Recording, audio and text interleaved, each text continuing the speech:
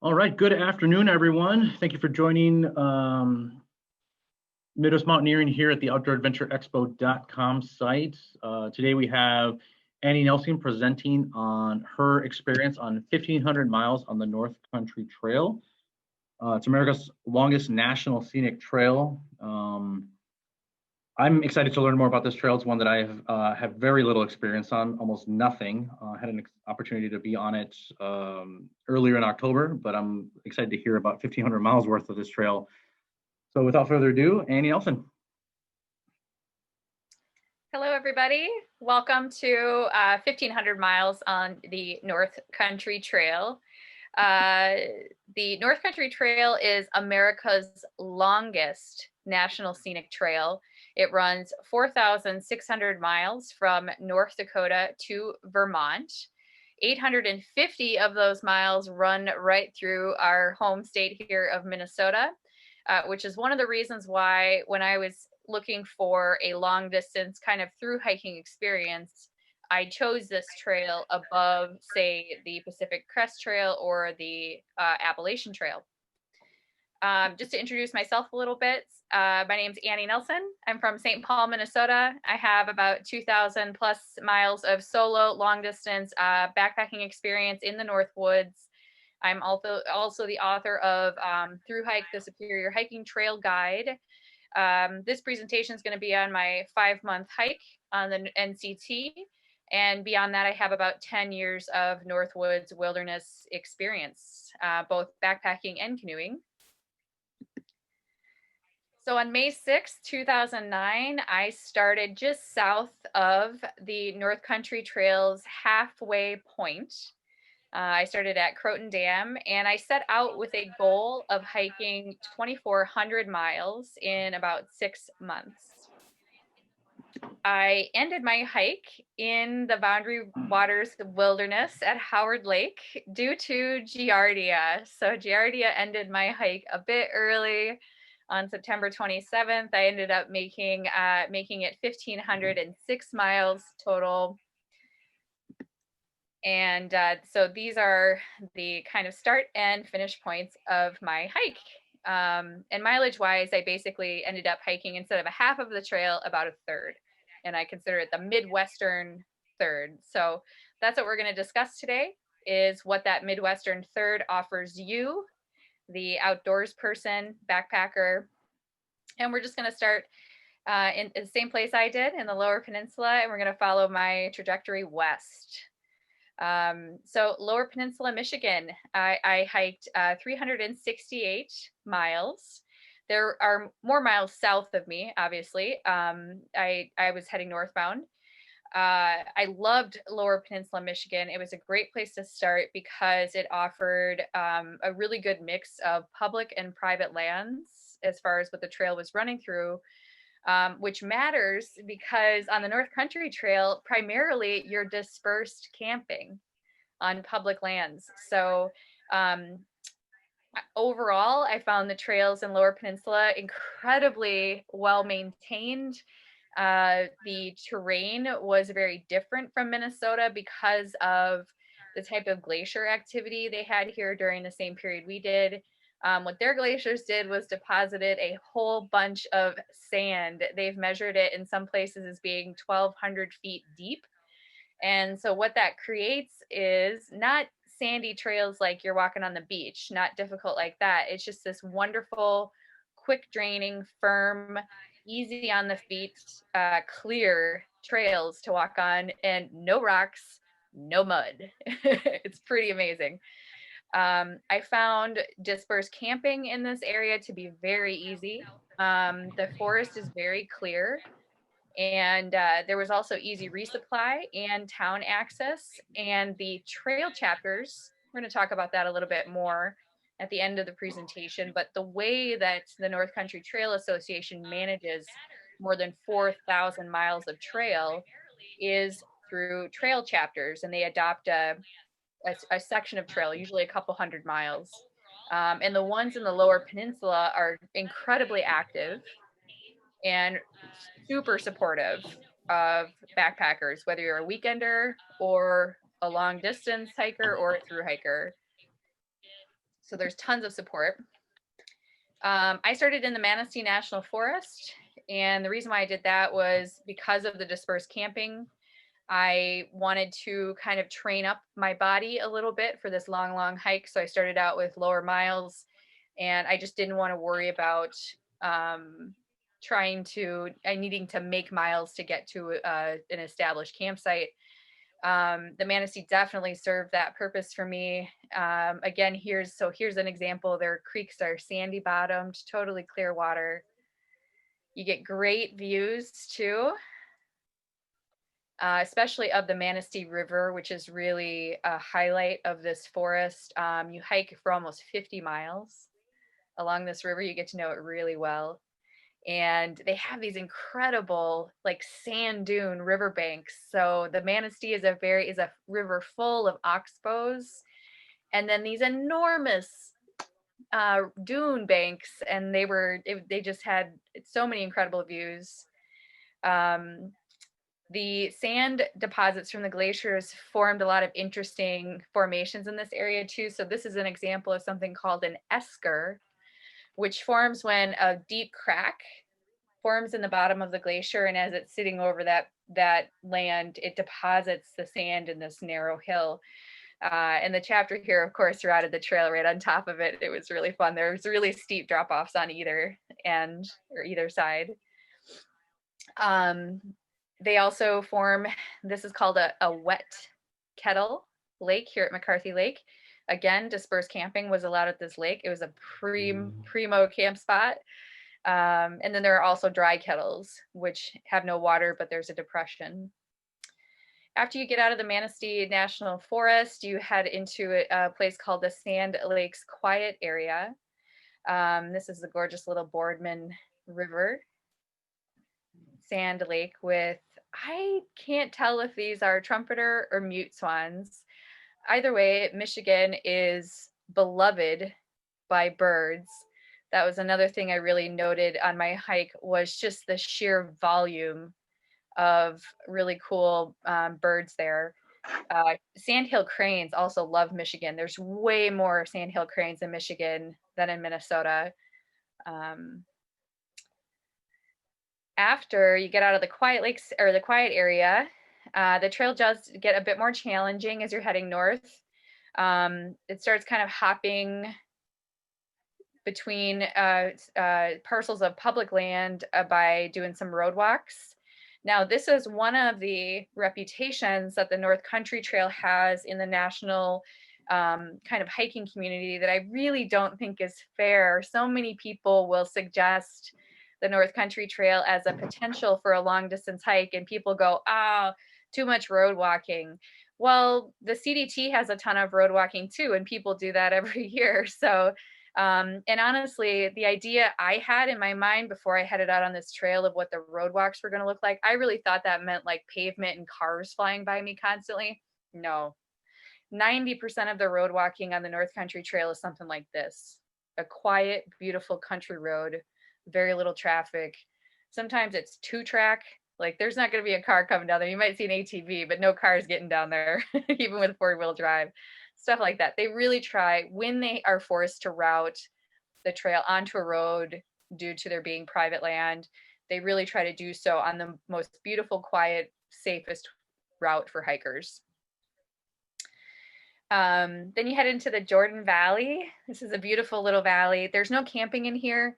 That is one part of the North Country Trail that is challenging. You really have to do good research about the land rule permissions that you're going to be going through. So like this is one thing I missed in my research. I didn't know you couldn't camp in here. It totally screwed up my plan for the day. But there's usually a campground nearby, or worst case scenario, you just have to keep hiking until you get to public land. So this day I took a short day. It was an excuse. Showing you guys this photo just because I think it's a great example of the NCT's trail maintenance philosophy. They are really committed to maintaining clear trails that are great for backpacking, but with the least amount of impact on the wilderness corridor. So the trails are well maintained, they are well blazed, especially in Lower Peninsula, super easy to follow. But as you can see here, they don't overbuild the tread. It doesn't feel overused, anything like that, which for me as a backpacker and my preference of style was the sweet spot. I loved it, really appreciated it. Then as you're getting further north in the Lower Peninsula, you get to Lake Michigan as you're heading to Lake Petoskey or into Petoskey. And this was another reason why I chose this long route instead of one of the trails on the coast. I spent hundreds of miles hiking along the Great Lakes on this trail. I think that is a feature of the North Country Trail. It really sets it apart from the kind of Triple Crown National Scenic Trails. I love the lakes. I love the way that they impact the forest around them. They're so big. They produce so much of their own weather that it really creates a specific feel to the forest, especially in that transitional zone between the coniferous and boreal forest that the North Country Trail largely runs through. You got Wilderness State Park. Now you're getting toward Mighty Mackinac Bridge. This is an interesting challenge of this trail. There's no foot traffic on this bridge, but it is an official part of the route. You're only allowed to walk across it one day a year, which is Labor Day. Otherwise, you can shuttle across. It's $3. You call it on a telephone and they take you across. With the pandemic, both the shuttle and the walking event, which is it's a massive event in Michigan. Tons of people come from all over to walk the bridge. They haven't been doing that. But hopefully by next year's hiking season, this will all be resolved. So let me go back to that slide. Yeah, I got regaled with horror stories about the Upper Peninsula before I got up there. People were telling me the bugs were the worst and the bears are crazy and the wolves are gonna, menace you and the poisonous plants are gonna be terrible. The UP, like, people were like, it's the boogeyman basically. But so what I can say is, now having hiked the whole thing, I didn't see a single bear or a single wolf. I did get poison ivy. That was terrible. It was terrible. I will take a horde of mosquitoes any day over poison ivy. But the UP is stunning. It is stunningly beautiful. It definitely competes with Minnesota's North Shore as far as the level of beauty it offers and the quality of the hiking. So it's 544 miles of trail through the UP. It is extremely rugged in places, especially the western half, remote, i.e. more dangerous, and at times just straight up brutal. Mostly public land, so again, camping is really easy. Resupplying can be more difficult up here, and because the reason why it's remote is because there just are not the same level of towns around, which means trail maintenance can be more difficult too. On average, the chapter members up here live 200 miles away from their stretch of trail. So you do get brushier trails, more downfall, more challenging conditions. But on the eastern side, the chapters are super active, still really great trail conditions. First kind of big landmark is Brevoort Lake. There's a campground here. This is really what the trail looks like on the eastern side a lot. Really well maintained, quiet little rivers.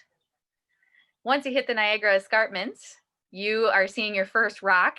If you start where I started, you've seen in 400 miles. This is literally the first one. This is the same escarpment over which Niagara Falls runs, all the way to the eastern side of the US. So that's pretty cool. After that, the next big landmark is hitting Lake Superior. So as you hit Lake Michigan in Lower Peninsula. When you get across the St. Ignace, you're on Lake Huron. And then now the rest of your time is going to be spent with Lake Superior. So on this hike, I basically lived on Lake Superior for 2 months while I backpacked, and no, longer than that, because this was June and I was on Lake Superior until September. So 3 months with the lake. And the standout aspect of how Michigan, Upper Peninsula Michigan, has managed its lakeshore in comparison to Minnesota. In Minnesota, like 90% of Lake Superior's lakeshore is private land. In Michigan, it's the opposite. Like 90% of it is public land. It's incredible. Mostly forest, Hiawatha National Forest, Ottawa National Forest, lots of a couple national parks, state parks. So yeah, so like this was actually a rare place where I wasn't allowed to camp on the lake, but otherwise there's lots of camping, lots of campgrounds. I left early enough to get thousands of lady slippers. It's more than I'd ever seen in my life. After you hit Lake Superior, then you hop up to Tequamanon State Park. So there is kind of a difficult stretch for resupply. You basically have to make it 80 miles before you have a chance to resupply. There is a town kind of off the trail a few miles, or Tequamanon State Park, they will actually accept mail drops for hikers. So, and they have a camp store there, so you can augment your resupply. Camp store gave me free cheese. I almost cried. So I hit the UP in June, and this is when the bugs really started getting ferocious. And that is one just truth I need to warn you about for this trail. If you do any kind of long distance trail in the North Country, bugs will be a major part of your experience. And so here's what I can tell you is, having done now 2 different long distance hikes in bug season, you figure this out. You figure it out really fast. So here's an example of kind of my system. I use a head net. I call that my sanity saver. This was a cool day and it was raining, so I was also able to wear my raincoat, which is a great protector. I personally do not use pesticides. Once in a while I have that lemon eucalyptus stuff for my hands when I'm grabbing water or something, just temporarily to try to keep them off. But otherwise, my main strategy is just keeping my skin covered in netting or some other fashion. Because, on one stretch in the UP, I was out on trail for 10 days straight. And if I'm not showering, rubbing DEET on my skin every 10 times a day for 10 days without showering just doesn't feel very safe for me personally. So that's why I opt for this strategy, and it works for me. Tons of waterfalls in the Upper Peninsula. This is Lower Falls at Tequamanon. After Tequamanon, you start your 80 miles along Lake Superior. The first 40 miles of this, I was shocked. There were so many times, it was days of hiking with me just going out, sitting on a beach on Lake Superior, no one else around. No, for miles, stretching in every direction, no one else up there. And I think I can count on a single hand, the amount of times that's happened to me up on the North Shore in Minnesota. So, and I think because I came in on foot, I really didn't realize how remote this area is. It's actually kind of hard to get to because it's like forest roads. You have to have a good car. So there weren't a ton of people up there. And I got lots of views like that at night. Then you head into the Pictured Rocks National Lakeshore. Okay, this is the crown jewel of the Upper Peninsula for a really good reason. The water here is aquamarine. I don't know why. It looks like the Caribbean. Just stunning, these sandstone formations and the combination of the watercolor. This is 40 miles of trail through here. It is really crowded. So it's by this point, I'd been hiking by myself, I think for about 600 miles or something like that. So I was actually really ready to see some people. It was nice to share camp and talk to folks. I met a Boy Scout. I ended up seeing 1,000 miles down the trail in Minnesota. Just stuff like that. But this is one of the deadlines you have when you hike the NCT, because you have to have reservations in here. The rangers are notorious for being strict about this. If they catch you in that park without a camping reservation, they will make you leave, like at 3:00 in the morning. They do not care. Because if they didn't, that park would be overrun. That's how crowded it is. It was crazy this year. After Pictured Rocks, you get it's a pretty manageable segment. I wanted to go back and just say, if there's a stretch of trail you're going to go slow on, choose just to go slow, do this one. I only hiked 10 miles a day through here, and I do not regret it at all. There are 2 really good trail towns on either side of it, so there's really no reason to go fast, and every reason to go slow. After Pictured Rocks, really nice quiet trail into Marquette. There's a fun little deviation in Lake and Land Sculpture Park. Massive place, great sculpture. Whimsical, high arts, political. It's a full mix. And the owner built a shelter for hikers there. Marquette itself is this huge college town. It reminds me a lot of Duluth in kind of how it looks and also the lifestyle there. Tons of beaches, tons of great sunset, peak overlooks. Everything you need is there. Gear, food, laundry, lodging, all of it. After Marquette is when the UP starts to get brutal. It definitely starts looking more like Minnesota's North Shore, lots of rock formation. This is a river in the McCormick Wilderness, a short 6-mile section. Any wilderness sections of the trail will not have blazes, but they're pretty easy to follow still. This is Canyon Falls. They call this the Grand Canyon of the UP. Very similar to the river canyons we have here in Minnesota. It reminded me a lot of Temperance. It was beautiful. Another unique feature of the UP is the Baraga Plains. There's a 12-mile stretch in here without water because this is an enormous sand plain that dries incredibly quickly. So what does that mean? No bugs. I got a break from the mosquitoes, which was very welcome.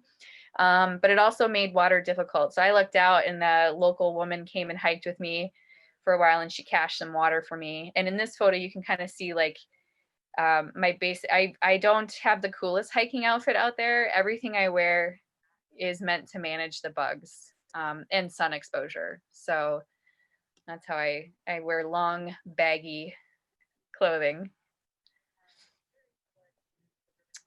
In the after Baraga, you head into the Ottawa National Forest, and it's beautiful, but the trail gets really hard, really fast.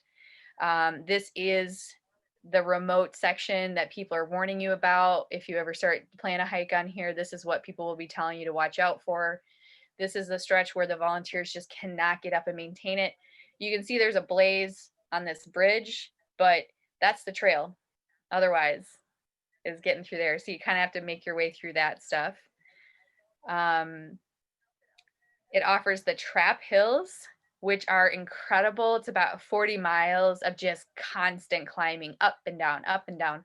But of course, it gives you amazing views like this. Anytime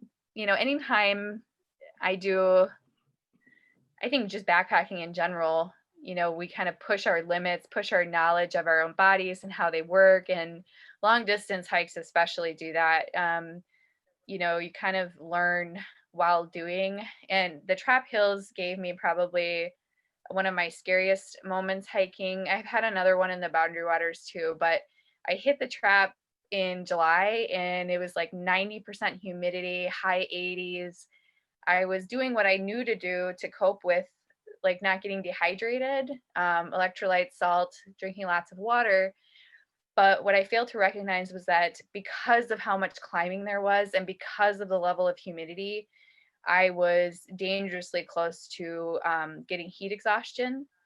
And I hadn't figured out yet how to cool myself down.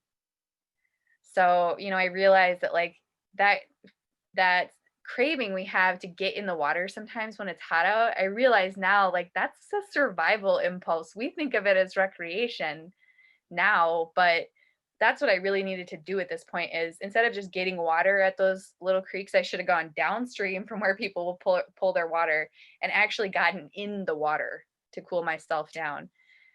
So I actually ended up getting sick enough that I had to get off trail. And the symptoms to me seemed more like waterborne illness. So I ended up having to do some tests at home or chose to do tests. And I was off trail for a full 11 days trying to figure out what had happened. But yeah, sometimes you learn things the hard way. After the Trap, more Ottawa Forest, and then you go right into the Porcupine Mountain Wilderness area. Another stunning part of the trail. They're actually going to reroute the trail. Right now, it kind of runs along the southern boundary. They're going to route it a little bit farther north toward the lake and past this amazing overlook of Lake of the Clouds. And I'm not sure exactly when that's happening now. I think the plan had been to build that reroute this year, but everything, of course, got delayed a little bit. So this is another part of the UP. You have to have reservations in here. And both Pictured Rocks and Porcupine Mountains book up 100% every year. So when you're planning a long hike, this is probably one of the challenges, is that you have to try to time it correctly. And so, for example, when I had to get off trail because I got sick in the trap, I lost all of my backcountry reservations in here. But it was okay. I just ended up having to stick to the car camping sites. But I had planned a whole route through the Porkies off the North Country Trail because it looked so amazing, and that's what they're going to route it more that way. So the only advice I can give you on long hikes is, I think it's really difficult to predict when you're going to arrive in a certain spot to the day, which you need to do for reservations. So if you're booking those, maybe book them like 3 or 4 days out. I don't know. It's always kind of a juggling act between like, how much food do I have, and trying to be accurate. But if you can give yourself kind of a window of a couple days, I mean, worst case scenario, you're just going to get to your campsite and take a rest day in the woods, right? So once you hit the Porkies, you get this long stretch now of basically hiking by waterfall after waterfall after waterfall. Michigan ends with a finale of waterfalls, and Wisconsin starts with one. So that's the Presque Isle River. I can't even remember what this one's called, you guys, because there's so many in Michigan. I can't remember. And then you get to the Wisconsin border, 212 miles through Wisconsin. It's really weird. I spent like 3 months hiking Michigan, and I was across Wisconsin in like 2 weeks. Mostly through the Schwammergau National Forest. This is the spring house at an old Swedish settlement they've preserved in the forest. It's really cool. It's that little side hike to go see. The former National Parks Administrator for the North Country Trail, Bill Menke, lives in Wisconsin and works with the chapters here. And the chapters are super active, and they just maintain the trail at such a high level of quality. That was a phrase I kept having as I was hiking through there. I'm like, this trail is such high quality. It's so well built. And it's very manageable. There's not, after the UP, I mean, the UP really like kicked my butt. I'll just be honest. I was wrung out after I got through there. Wisconsin was a very welcome change to mellow, quiet, easy trail. So this is Sandstone Ledges. This is a backcountry campsite. Brownstone Falls. This is an example of the perfectly maintained trail, and you'll see again, very narrow footpath. You're not trying to, what's overwhelmingly present here is the forest, not the trail, which I love. You get to go through a couple wilderness areas in Wisconsin, the Rainbow Lake and Porcupine Lake Wilderness. Now, Porcupine Mountains Wilderness State Park in Michigan and Porcupine Lake Wilderness in Wisconsin often get confused when people are talking about them online. So just keep that in mind if you're doing research. These two wilderness areas are similar to the Boundary Waters. They're not going to have blazes in them. You're not allowed to basically mark the trail in any way in wilderness areas, but very easy to follow because they're super popular places to hike. And, UP was like, they all were like, oh, we have the worst mosquitoes. And there were definitely times in the UP when I was losing my mind a little bit because of the bugs. And I've hiked in Minnesota in July in the Boundary Waters and had a black fly down my ear canal. I mean, like, I've had bad bugs before, but honestly, it was the quietest state who ended up winning. Wisconsin has the worst mosquitoes I have ever dealt with in my entire life. I almost quit the hike in here because they were so bad. They've got some breed of ninja mosquito that we need to actively be praying never comes to Minnesota, because they breed in moving water. Okay. They're just, they're next level. We don't need them. Wisconsin, yeah, it's great. It's quick. Then you get to Minnesota. Starts off with we have 850 miles total here in Minnesota. I completed about 380 of those. We hold the title, I believe, of being the only state to have 100% of our trail has a trail guide. We got the Superior Hiking Trail has its own guide, Border Route Trail has its own guide, Kekakavik Trail has its own guide, and then the chapters in Minnesota wrote a North Country Trail guide for the remaining about 400 miles. So there are guides for our state for the entire trail. One nice thing when you hit Minnesota is that you switch from dispersed camping to established camps. So you get 400 miles of established campsites. You have to camp in the campsites for the next 400 miles. Super important on the Superior Hiking Trail. It's just way too popular of a trail compared to the rest of the North Country Trail. We have lost sections of the Superior Hiking Trail before because people were stealth camping and having illegal fires and things like that. So it's, to me, it's always every way you do something has a pro and a con. So disperse is nice because it just meant I could hike until I was literally too tired to hike anymore and then throw my tent up somewhere, and that's nice. But established campsites mean I don't have to worry about if that's going to be in a swamp or when somebody else has built the campsite, I know it's probably going to be pretty good. So yeah, so the Superior Hiking Trail runs 300 miles from the Wisconsin border up to the Canadian border.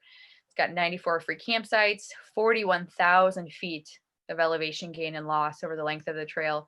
This part of the trail is hardcore. To give you an idea, I lost about 20 pounds on the 1,100 miles before this. And on this 300-mile trail, I lost 10 pounds just on this trail. So it's physically very challenging, but mentally it is so low stress because there are tons of trail towns, great trail towns, tons of ways, gear, easy resupply, shuttles serve pretty much the entire trail. It's just really, you're always close to medical help, very low stress. You start off in Duluth, Minnesota, and a lot of people, when they're through hiking the Superior Hiking Trail, they skip this section, and I just am like, no, you're missing out, because Duluth is this magical experience of hiking through a city entirely in the forest. I don't know how the trail builders did this, but you'll be like, you can see a house through the woods, but you feel like you're in the North Woods still. It's magical.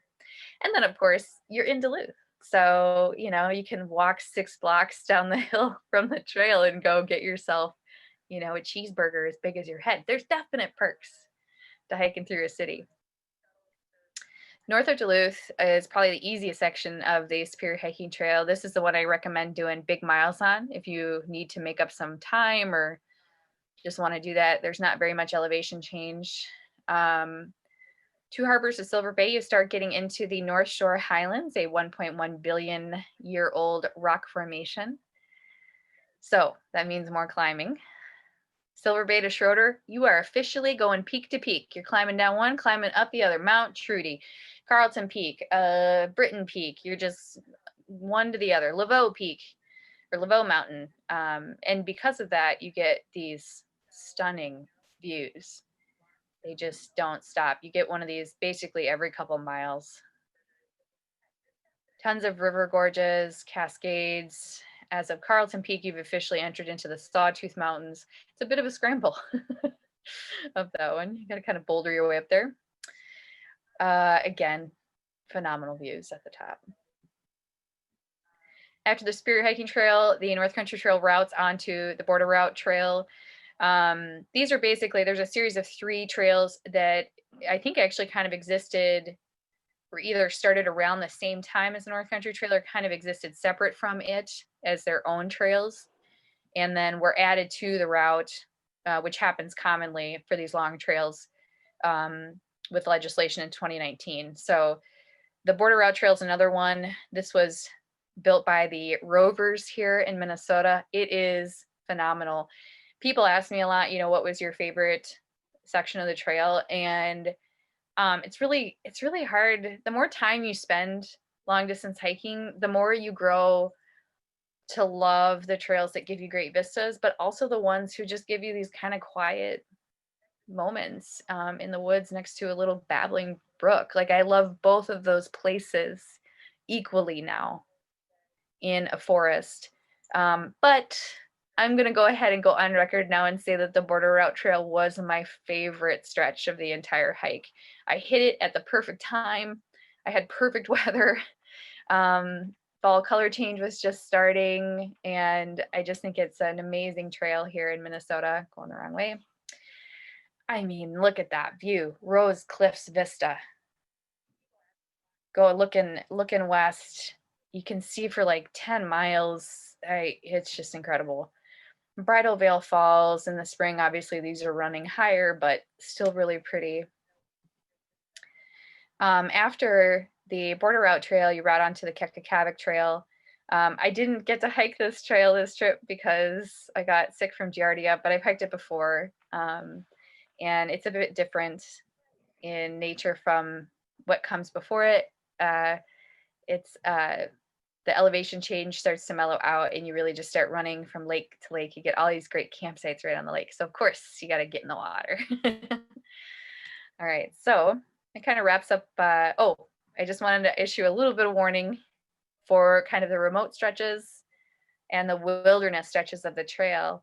I really love the remote sections because they give me what I go out there for, which is alone time and peace and quiet with extremely beautiful places. However, the more remote a trail, the more dangerous it is because the farther away from medical help you are. And also the harder it's going to be because those trails are more difficult to maintain. The Boundary Waters trails, it's non-motorized. You can't use any motors for anything in the Boundary Waters. They even have to get technically special permission when they come to rescue you with a plane or a boat. So they can't use chainsaws. It's all hand tools. And usually people have to like canoe in 2 days to get to these trails to take care of them. On the right here is one of the North Country Trail heroes, straight up. His name is Derek Pass. He does an insane amount of work on the Boundary Waters trails. And but once in a while you're gonna have to crawl under or over. It's just part of it. I call it trail gymnastics. You'll get used to it. Okay, so Don, how are we doing on time? We do have somebody coming up right after this. And so I'm wondering, I do have some recommendations for folks on how to research a trip. But I am getting concerned about going too long now because this is the very first time I've tried to do a presentation on my entire hike, you guys. So thank you for being my first group. It was really hard to figure out how to kind of edit this down. So I think maybe why don't we do this? We've got until 1:15, I think. Is that right, Adon? Oh, he may not be with us. Okay. I'm going to see if there are any questions.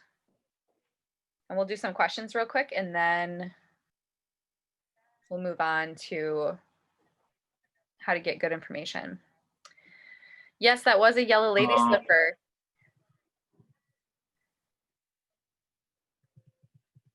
Don, did you want to say something? Yeah, I just wanted, it looked like you had caught the question about the lady slipper there. Looks like someone was curious on how you caught Giardia. No idea. As far as I know, I was doing all the right things. I was filtering all of my water. I was extremely careful about making sure no dirty water ever got into my clean water. I did not cook with dirty water. I did not. But I think there's, so more investigation is needed, I guess. Hopefully I won't get it again. It's really terrible if you get it. I have a whole blog post about it if you're more interested in more information on my website. But when you get Giardia, the Department of Health calls you and asks you a bunch of questions. And through that process, they basically ask me, like, have you been in the water? Well, part of these, especially any Midwestern hiking, the beavers are a force of nature, literally. They are like incredible engineers. They're constantly flooding trails. So I Yes, I was in, even though it was past swimming season when I got it, I was in the water constantly, Hmm. because you're fording these kind of flooded areas all the time. So I don't know if it was, maybe I had, while filtering water, gotten Giardia on my hands, and then I didn't wash my hands before I ate lunch. That's actually kind of my main theory at this point. So I think Yeah. since I've been backpacking again, now I'm very careful that if I've had any contact with the water before I eat, I sanitize my hands really well. But Definitely good practice to keep up in general, but yeah, it's a good tip. It's oftentimes the smallest exposure, perhaps that can make a trip change unexpectedly. Someone had a question. Let's see here. Why did you make Manistee, Michigan, your starting point instead of further east on the NCT? because I wanted to hike, I knew I was only going to be out for a couple thousand miles. I wasn't attempting an entire through hike. Yeah, And I wanted to hike Minnesota because that's my nice, home state. nice. Um, Sort of a comment slash question. That's very much like the AT, much of which passes through private land? Question mark. Um, Sorry, let's see that. What was the question? I think they were kind of asking if much of the trail passes through private land, like the AT, or maybe Yeah. they were commenting. Yeah. Yeah, absolutely it does. I mean, the reality is that in America, one, we don't have the right to wander here in like some European countries. Hmm. So we can't build trail across private land without permission. And then two, there's just, I mean, I gotta respect Michigan, Wisconsin, and Minnesota, all of them, for conserving the amount of public land they have. It's pretty incredible the amount of it that's out there. But even so, there's going to be stretches where it's not public land. So yeah, and that's where generally that's why you're road walking, is because there's a stretch of private land that they don't have permission to route the trail across yet. Yeah, I love that. Oh Yep. yeah, we're gonna do some wooing, right? And also hopefully land purchasing. Yes. So there was Yeah. a little bit of a hurdle with that for a while. So hopefully that's changing now. But Yeah. Someone asked, how did you get across the St. Croix or St. Louis rivers? yeah, the St. Croix, gosh, I don't know if you ever cross it actually. I think you kind of route around it Right somehow. around it. Okay. I can't remember exactly. St. Louis, you cross in Jay Cook State Park. The trail runs across the swinging bridge, the one that washed out in that Mhm. big storm a few years ago, Yeah. but it's back up now. Nice. Someone's wondering if you could show the map again. Mhm. They mentioned, let's see here. Someone's wondering if you'll be hiking more of the NCT south from Croton. I'm not sure if I'm saying that correctly. Croton Dam heading east. I definitely hope to. I mean, what I'm honestly dreaming about at this point is I think it's gonna you always learn stuff about yourself when you do these big trips. And one of the things I learned is I have a dog, and he does not enjoy backpacking because he has fear of storms, and he's also quite old now. He's 12. So he's not a long distance hiker, and I left him behind to do my adventure, and I just missed him terribly. So I don't think I'm going to go for another long hike while he's still alive.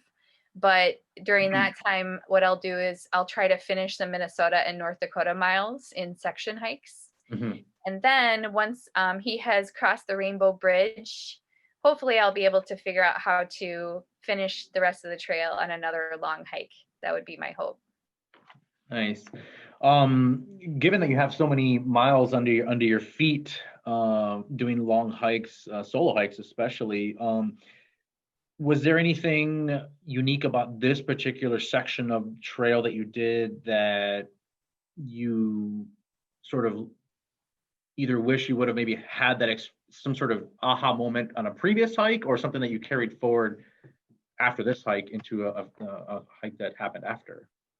Um, Either whether it's gear related or just sort of planning related, anything like that. Well, I think for me, backpacking is going to be a lifelong learning experience. I make mistakes every time I'm out there, and I also I feel like I figure something out almost every day Yeah. that improves it. And I call backpackers, we are a tribe of MacGyvers. I love us, you That's a good know? way to put it. Yeah. I mean, give us like a 1/4 inch of duct tape and a safety pin, and man, we'll get 400 more miles, right? I don't know. Was there any significant failure of gear, anything in this particular hike? Anything that you found Yeah. that was beyond repair and you just were kind of stuck carrying at that point sort of dead weight, or? Yeah, a couple things. Well, one yes, and one I'm just desperate to jettison. One was my tents, my faithful Big Agnes, 2,000 miles, delaminated so badly that it basically was no longer waterproof at all. Like the rain would just come right through it. Oh, Um, wow.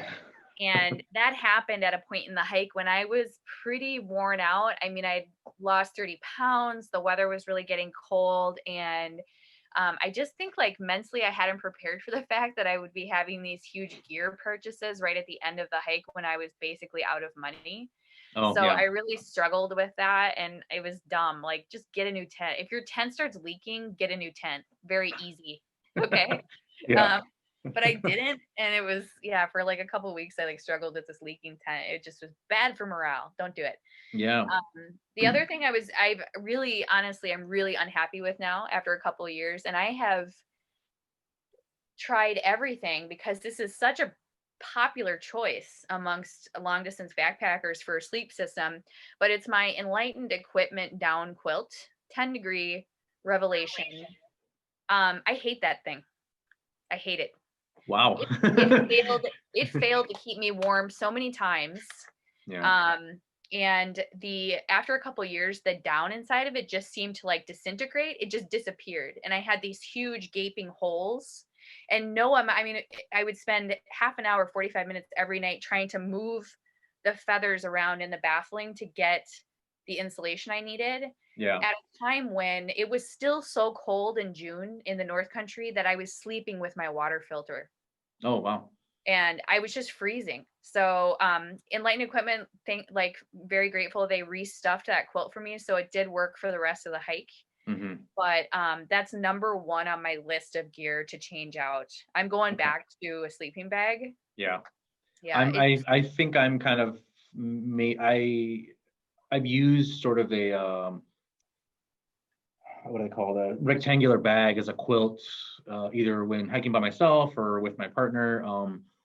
I think there's a lot of significant weight savings with the sort of Enlightened Equipment version of their quilts. And there's other companies that are making two feathered friends, et cetera, et cetera. But I think that if you're a person who is on that edge of constantly, or at least considering how warm they're gonna be, and has experience knowing that you tend to get colder even at 40 or 50 degrees, I think sticking with a mummy bag, even though it's going to weigh just a little bit more, might offer you a bit more comfort and safety in the long run. I think there's other ways to cut weight, tents being one, trekking poles, etc. Even overall pack weight, the initial backpack before you put yeah, everything in. yeah, So, yep. So, and kind that's why it's always a learning process. I mean, of, it literally took me 2 years to admit quilts don't work for me. yeah, So, yeah. yeah. How many sleeping bags have you kind of acquired or gone through trying to get to I a spot where, like, okay, I think I've had my system figured out? My backpacking career could best be described with the phrase, well, that escalated quickly because I basically went from like an inherited 5-pound Boy Scout tent and, a synthetic bag I bought on sale that weighed like 4 pounds. I went from that to like doing this within a couple of years. So I've actually only owned two. Mm-hmm. That synthetic bag, which was a Cat's Meow North Face, and then I switched to this quilt. Um, so That might yeah, be my next one is probably going to be a Feathered Friends. I've heard really good things from women about that. yeah, Um, yeah, and that's the other thing. Gear is very different for men and women out on the trail, and it's different with your kind of baseline, as Adon said, your baseline metabolism, like how warm you feel. mm-hmm. So I'm a cold person, which is why the quilt doesn't work for me. That's a good point. I think that's something that we here at the shop we discuss when people come in looking, even if it is just warm weather camping, because even in the middle of summer up north, it can get cold. You get down to that 40, 50 degrees, and things do feel different at that time. Someone has a question here regarding your footwear choice. Yeah, ultras. Nice. Which I'm model? definitely, I am a zero drop like a zero drop tennis shoe disciple. My feet need to breathe. I do not do well in waterproof footwear. And I have rarely, the Midwest, I think it's a very wet trail. So, and you'd think that that would be the kind of terrain you'd want waterproof with, but what I found, at least for myself, for my feet, is there's no way to prevent yourself from getting wet. And when waterproof boots get waterlogged, it takes them days to dry out. And in the meantime, what happens to the calluses and the skin on your feet is that it basically sloughs off, and you can end up with a very painful situation. So what I found works best for me is a very thin wool sock and breathable footwear. And I just embrace the mud, embrace the water. I don't even try to go around it. I just go right through it. Because as you're walking, then you squeeze the water out of your shoes. So they dry out really fast. Like my feet don't ever they don't really feel wet unless I'm in the water. They might be a little damp. Yeah. And then at night, what's key to that is just making sure you keep one pair of socks that is like triple wrapped in waterproof so that they're dry at night so that your feet can dry out at night. Yeah, that's a good idea. I've heard of people also bringing sort of those smaller microfiber towels and like stuffing them in the shoes at night just to draw more water out, and sort of have drier shoes in the morning. I'm also right there with you with the non-waterproof footwear. With hiking and even boundary waters trips, I've pretty much adopted at least for boundary waters, I bring my fishing wading boots and I layer up with wool socks, and I also bring a pair of waterproof socks just in case. Because then I can put in a foot warmer in there as a layer. I can just have the waterproof sock drying out and kind of as a just in case if it gets really cold. But that's a nice option too, to be able to sort of not have the water touch your feet. Some people just don't want that, So you can still have the waterproofness, but let the shoe get wet, let the shoe dry out, let the shoe breathe, and not be waterlogged. Yeah, those waterproof socks I did end up using late season. And when it got really cold, like in the 30s, when it's in the 30s, the idea of wading through a beaver pond is makes you want to sob. So those waterproof socks are like weird magic. It's not that your feet don't get wet; it's just they don't get cold. Yeah. Really interesting. Yeah. I just a thought I had, kind of coming back to the inheriting the Boy Scout tent and the gear, and then kind of transitioning, or the escalation of getting new gear and kind of, I'm wondering if there's maybe a conversation or a presentation within that, sort of what that transition is like to, does purchasing newer technology, lighter weight gear make that big of a difference, or sort of a comparing and contrasting of yes, I spent this money on this new gear, and it brought me these benefits, but was there any drawbacks because of that? Yeah, no, I mean, it can absolutely be its own hour. It's all of its own. And I think that every time I do a presentation, whether it be on the Superior Hiking Trail or Border Route Trail or North Country Trail, I always get a gear question. And I think it's for a couple of reasons. And so this is my theory of where that question is coming from. One, gear is really expensive. And so people want to ask folks with experience, what works for you? I totally understand the impulse. I do the same thing. I'm constantly looking at gear reviews and what other people are using to try to improve my system. And so I think there's a desire there to kind of save ourselves money because we really want to get the right gear first. Yeah. And I do understand that because as I was kind of evolving, I basically spent like $1,500 on gear, and then within a year had spent another $1,500 completely replacing my first system. But and then the other impulse I think people are having, myself included, is that you know, I'm just going to go ahead and say it. I think there's basically a near phobia in modern culture of the woods. Yeah. So, like, there is a ton of fear. People think it's so dangerous to go out there. And in some ways it is. Yes, I'm not going to say that it's not dangerous, but I think that the level of fear that a lot of people have about the woods is not completely accurate, and often frequently directed at kind of statistically the wrong things. And so people are very, when they're making gear decisions, they're really kind of buying out of like trying to stay comfortable out there, and also because they're trying to protect themselves from these fears, right? Sure. And what you Yeah. learn when you actually get out there and start doing these long distance hikes is that 90% of the stuff that they're marketing to you for your comfort is not necessary. Yeah.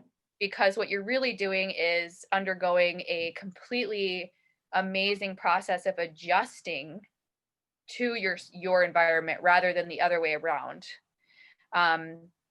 And then also that a lot of the things that you were afraid of before you got out there go away. And so that's what I would say. Like, I wouldn't, when you're just, if you're just starting out, I think it's important to just accept that gear is going to be a bit of a learning curve, as it should be, because I can tell you what I don't fear anymore or what I adjusted to out there, but I can't tell you what you're going to find that you really need to address for your Right. comfort level, right? Yeah. So gear absolutely is our most important safety tool out there, but I'm sorry, but there's no way to prevent the learning curve. You're gonna buy stuff that like 2 months later you realize I do not need this. Yeah. And it's okay. You can sell it to somebody else. Yeah, But definitely. Yeah, there's definitely a market for gear trading, gear swapping, gear selling. I buy used Yeah. gear all the time. Oh, Yeah. definitely, it's great. I can't help myself, and I've worked here at the shop almost 10 years, and by now I have some pretty good blinders. All the new stuff that comes out is, nothing has really been, there hasn't really been some huge advancements in technology. It's all relatively the same. If anything, it's just gotten lighter and more expensive. Hopefully it's gotten more responsible and more sustainable. I hope to sort of see that leading the way further on down the road. But you're right. I mean, I think you get to a point where you have a system and then you go on this trip and you learn something, you bring that back and you're constantly tweaking and constantly changing things. I think one thing that, you know, is worth mentioning is that, at the end of the day, you hike the hike the way you want to hike it. If you want a roomier tent, bring that roomier tent. If you want a minimalist structure and are okay learning how to tie knots and love dealing with paracord and things like that, by all means, go for it. That's a wonderful skill set to have. If you're trying to have, sub 8 pound base weight, by all means, go for it. Yeah. So my base weight's like 18 pounds That's because that's I'm pretty not a good. minimal hiker. Yeah. Yeah. And that's because my goal, and I think what gets you out there, and your motivation for why you're out there can help guide your gear choices. So like for me, this hike for me was a question. Am I one of those long distance hikers who is going to find it equally meaningful to pull 30-mile days just grinding it out, right? Because a lot of the folks who do those kind of miles really talk about how it's like, no, I still get the same amount of beauty. I just see more of it in one day. I wanted to see what that was like. My Yeah. first hike was very minimal goals. I only hiked 8 to 10 miles a day. I really didn't think I was capable of more than that. And it turned out, oh no, I'm capable of much more. And this hike, my plan, the reason why I didn't make it 2,400 miles, part of the reason was because I thought I would be capable of hiking, or I was asking myself, am I capable of hiking 25 to 30-mile days, which is what I would needed to have been doing by Western Minnesota in order to make my timeline. Yeah. And it turns out I'm not, because I learned on this, but I didn't know until I actually tried it. Am I someone who enjoys doing a marathon of hiking day after day after day? No, I am not. Yeah. I'm glad that there are people out there, and those are the folks who it's going to be worthwhile to spend $4,000 to get ultralight gear, and who are totally, because they are like, rain or shine, I'm hiking, buddy. Yeah. Me, if it's 40 degrees and pouring rain, I'm in my tent or I'm in town, man. Yeah. Yeah. Like, that is not my jam, and that's Yeah. okay. Like, I learned that on this trip. It's not for me. I need the big tent, because if I'm going to be stuck in my tent for 3 days, I would like to have some room. So yeah. Definitely. Yeah, I think there's definitely, the outdoors caters to all different kinds of mindsets. If you're trying to set a fastest known time, or if you're trying to just get out there for the first time and take it all in, and along the way, we all kind of adapt and change and grow and learn from our experiences. I'm a forest bather. I'm all about finding a beautiful spot and sitting there for like 2 hours. Yes, I think I'm more of that now, especially having little ones. Everything takes so much longer. But I definitely have come to learn to appreciate, to slow down and take pause. So let's see if I got any more questions here. Oh, I was curious, what have you been pretty much hiking in the same model of ultras, or have you kind of tried different models from them? What's kind of been your go-to for in the ultra footwear model line? I will say, for footwear on a long hike like this, as soon as you find something that works for you, you do not change it, because your feet are your most important part of your body on this. And if you have issues with them, so I stuck with the Lone Peak 4s for the entire hike, except for the beginning. I started out with, I found a pair of Brooks running shoes on sale, and I started with those. And I was having so much foot pain by the first 300 miles that it was agonizing, honestly. Oh, wow. So, and I still actually have problems with my feet now, after that. And I'm convinced that the Ultra Lone Peaks saved my feet, because as soon as I switched them, most of the pain finally, my feet started to heal, is what it felt like. Sure. So again, it's hard to know, like, maybe I just got stronger, maybe my feet were just getting stronger at 300 miles or what, I don't know. But I love those. I did try some Superiors too. Yeah. But honestly, you guys, I haven't done much actual backpacking this year, which is a great sadness to me. But one, I was super broke after my hike, and then the pandemic hit, and all the places that I wanted to go backpacking were very nicely asking us to kind of stay away for a while. So I've only had 2 trips this year, one in the winter, and I wasn't using ultras in the winter. I was, and then one in the fall.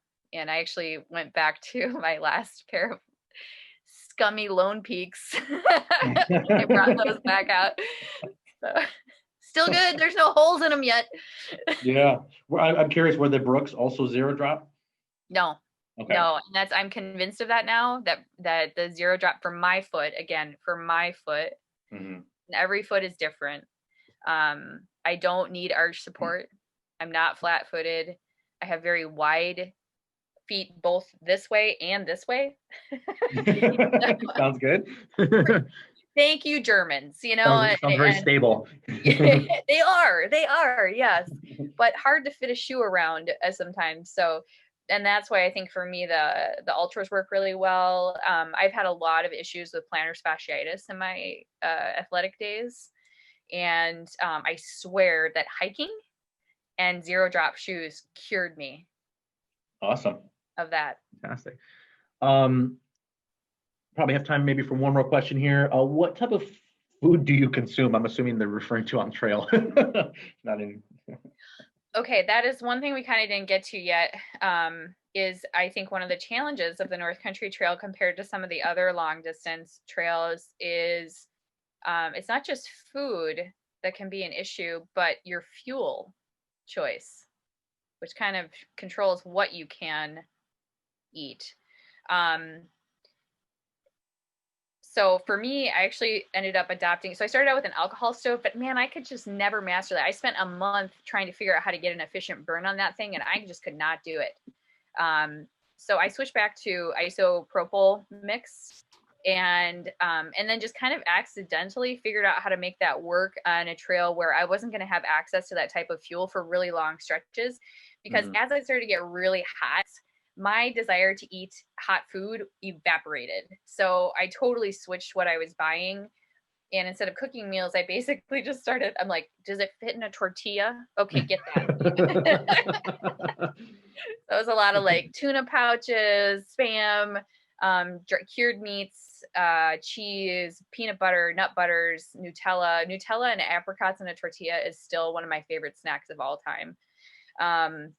And then just a lot of snacks, just a lot of calories I could get any other way. And actually, so I don't actually like to cook that much. And this is also a bug coping thing. Because when you hit camp in bug season, you get mobbed. So your goal is to get food in your face as fast as possible, get your food bag up, and then get in the tent. So it just, again, wasn't in the mood to sit around for 20, 30 minutes cooking. And I do try to get good nutrition while I'm out there. I'm a big fan of North Bay trading freeze-dried vegetables. I always had some fruit and veg with me, even if they were dried. Lots of nuts, salty, electrolyte mix is crucial. Okay. That was the other time I had a near medical emergency on a trail, was when I had not brought enough salt with me, and I almost had to get off trail. Okay. So, Wow. yeah, because you can get a condition called hyponatremia. So again, it was hot weather again, really humid weather. I was drinking way too much water and I wasn't consuming enough salt, and that can cause an issue with your cells. That is super dangerous. It's basically like the opposite of dehydration, but it can still cause seizure, coma. Oh, wow. It's really bad. Yeah. I wasn't aware of that. Okay. Yeah, I wasn't either until I took a wilderness first aid class at Midwest Mountaineering, actually. Yay. All right. I've been Yeah. meaning to take one of those, wilderness first aid or the wilderness first responder. There's quite a price tag associated with those, but if you're going to be doing, I think especially if you're going to be doing solo backcountry trips, it's worth every single penny. I mean, that class literally saved me from hitting the SOS button on my DeLorme, because we kind of figured out what was happening. So I had to take an unplanned rest day, but we figured it out. So right on. Well, yeah. Thank you so much, Annie. Wonderful presentation. You also presented on the Superior Hiking Trail and your experience there. I believe we have that up and viewable on the outdooradventureexpo.com site through a YouTube link. There's a tab that says previous presentations. You can catch any of them there that you may have missed. I guess that's about it. We'll wrap up. We have Ed Watson coming up with part 2 of his microcirculation for physical performance presentation here at 1:30. Thanks again. I hope you have a wonderful day and have a good, safe, and restful holiday. You guys too. Thanks so much for coming. Happy hiking. Bye now. Bye.